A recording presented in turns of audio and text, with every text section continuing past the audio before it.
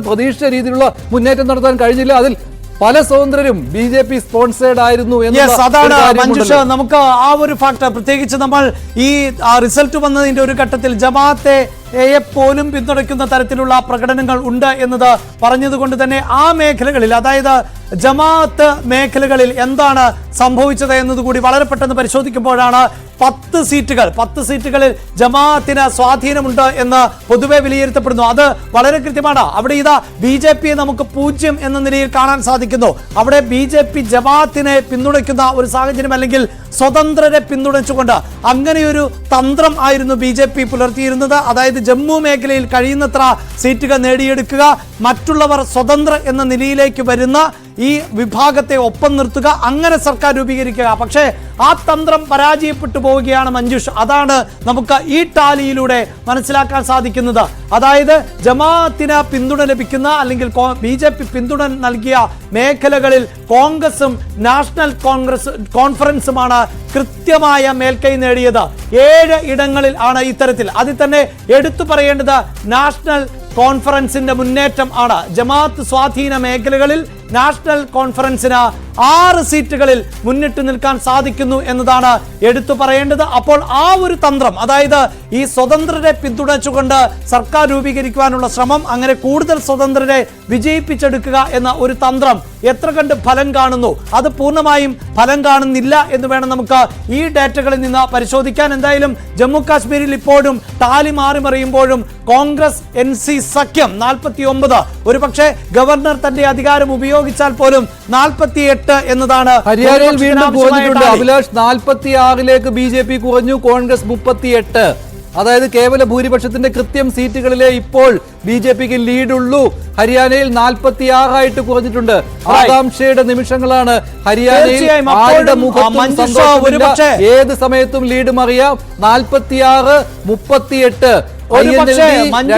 40 മുകളിലേക്ക് BJP എത്തുന്നുവെങ്കിൽ തീർച്ചയായും പിന്നീട് സസ്പെൻസ് തന്നെയായിരിക്കും, അല്ലെങ്കിൽ രാഷ്ട്രീയ നാടകങ്ങൾക്ക് BJP ഹരിയാനയെ തട്ടകമാക്കി മാറ്റുമെന്നതിൽ ഒരു സംശയവും വേണ്ട. അതായത് കോൺഗ്രസിനും BJPക്കും കൃത്യമായ ഒരു ഭൂരിപക്ഷത്തിലേക്ക് എത്താൻ സാധിക്കുന്നില്ല എങ്കിൽ ഈ നമ്പറുകൾ, BJP ഇപ്പോൾ 46 വിജയിച്ചു നിൽക്കുകയാണ്.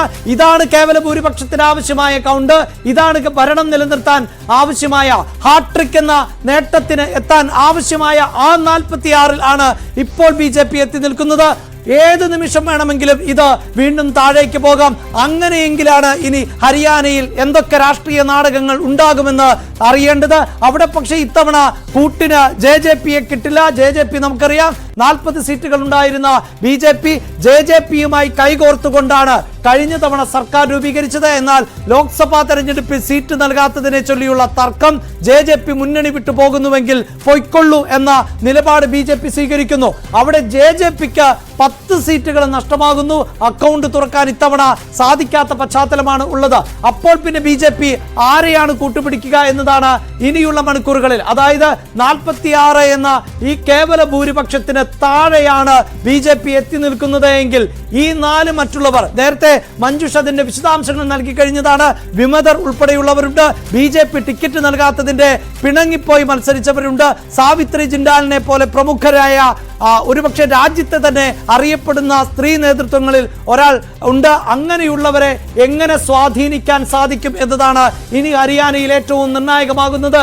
അവരെ സ്വാധീനിക്കാൻ 38 സീറ്റുകളിൽ ഇപ്പോൾ മുന്നിട്ട് നിൽക്കുന്ന കോൺഗ്രസിനേക്കാൾ BJPക്കാണ് സാധ്യത. ഒരുപക്ഷെ ഈ കേവല ഭൂരിപക്ഷത്തിലേക്ക് BJP എത്തുന്നില്ല എങ്കിൽ പോലും അങ്ങനെ ഭരണം നിലനിർത്തുവാനുള്ള എല്ലാ സാധ്യതകളുമുണ്ട്.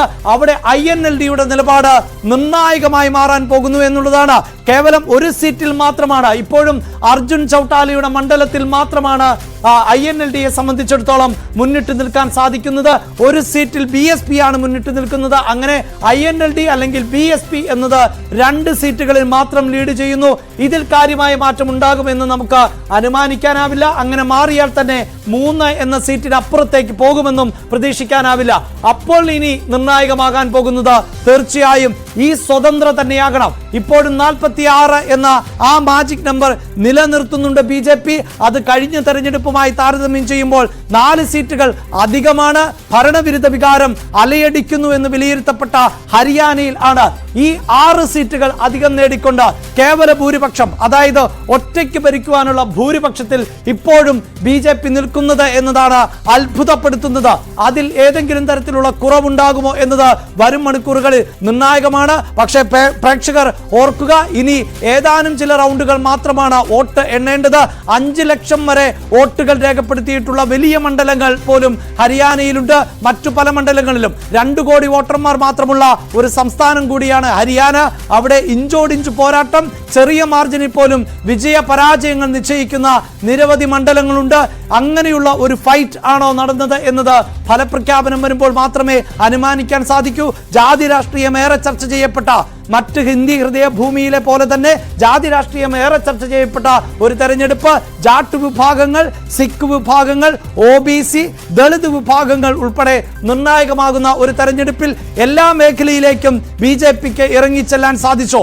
അതെയോ OBC എന്ന ആ ഒരു പരീക്ഷണം തന്നെയാണോ വിജയം കണ്ടത്?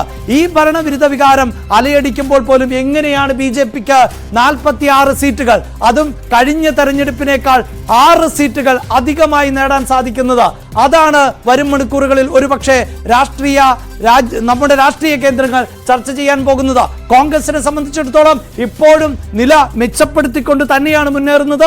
കഴിഞ്ഞ തെരഞ്ഞെടുപ്പിൽ 31 സീറ്റുകൾ ആയിരുന്നു കോൺഗ്രസിന് ലഭിച്ചിരുന്നത് എങ്കിൽ ഇത്തവണ അത് 38 എന്ന നിലയിലേക്ക് ലീഡ് ഉയർത്തിയിട്ടുണ്ട്. പക്ഷേ അത് സർക്കാർ രൂപീകരിക്കുന്നതിനുള്ള ഒരു സംഖ്യയിലേക്കോ കരുത്തിലേക്കോ എത്തിയിട്ടില്ല. ഈ 38 എന്നതിലേക്ക് 4 പേർ സ്വതന്ത്ര ചേർന്നാൽ പോലും അവിടെ 42 എന്നതിലേക്ക് എത്തുന്നുള്ളൂ. INLDയുടെ 2, 44 എന്നതിലേക്ക് എത്തുന്നുള്ളൂ.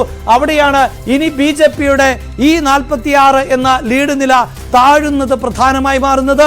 ആ ലീഡ് നില താഴുക മാത്രമല്ല, അത് കോൺഗ്രസിന് നേട്ടമായി പരിവർത്തനം ചെയ്യപ്പെടുകയും ചെയ്താൽ മാത്രമാണ് BJPയെ അധികാരത്തിൽ നിന്ന് ഇറക്കാൻ സാധിക്കൂ എന്ന ആത്മവിശ്വാസം കോൺഗ്രസിനുണ്ടാകൂ. കഴിഞ്ഞ 10 വർഷമായി BJP ഇരട്ട എഞ്ചിനോടെ പ്രവർത്തിക്കുന്നു എന്നുള്ളതായിരുന്നു അവകാശവാദം. കേന്ദ്രത്തിൽ BJP, സംസ്ഥാനത്ത് BJP ആ നിലയിലായിരുന്നു. പക്ഷേ മനോഹർലാൽ ഖട്ടാറിനെ അടക്കം അധികാരത്തിൽ നിന്ന് മാറ്റി നിർത്തിക്കൊണ്ടുള്ള പരീക്ഷണങ്ങൾ നടത്തി അവസാന നിമിഷമെങ്കിലും BJP തിരിച്ചടി നേരിടുന്നുണ്ട് എന്ന് തിരിച്ചറിയുന്ന പശ്ചാത്തലമുണ്ടല്ലോ. ഹരിയാനയിലെ വോട്ട് ഷെയറും വന്നിട്ടുണ്ട്. 1% വോട്ട് ഇപ്പോഴും കോൺഗ്രസിന് BJPയേക്കാൾ കൂടുതലാണ്. പക്ഷേ അത് സീറ്റിലേക്ക് കൺവേർട്ട് ചെയ്യാൻ ഹരിയാനയിൽ കോൺഗ്രസിന് കഴിയുന്നില്ലേ എന്ന ഏറ്റവും പ്രധാനപ്പെട്ട ചോദ്യമാണ് ഉണ്ടായിരിക്കുന്നത്. മറ്റൊരു വിമർശനം കൂടി ഉയരുന്നുണ്ട്. സ്വാതി മലിവാൾ പറഞ്ഞിരിക്കുന്നു, എന്തിനാണ് ആം ആദ്മി പാർട്ടി ഇങ്ങനെ ഡബിൾ സ്റ്റാൻഡ് എടുത്തത്?